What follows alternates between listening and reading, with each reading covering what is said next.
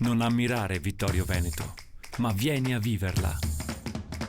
Scarica l'app. Benvenuti al meteo. La perturbazione si sposta verso i Balcani e il tempo migliora sul nostro territorio.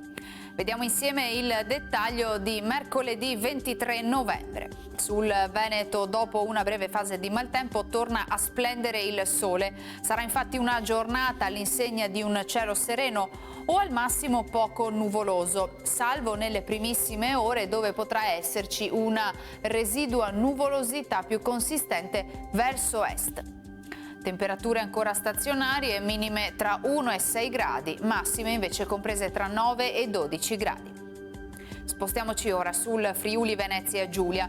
Anche in questo caso sarà asciutto, con cielo in genere velato. Qualche addensamento sarà possibile, ma del tutto innocuo. Temperature minime sui 4-7 gradi, massime intorno agli 11-12 gradi. Infine diamo uno sguardo al Trentino Alto Adige, anche qui ampio soleggiamento, cielo poco nuvoloso su tutta la regione. Temperature minime intorno a 1-2 gradi, massime sui 10 gradi all'incirca. Dal meteo è tutto, vi auguro un buon proseguimento in nostra compagnia.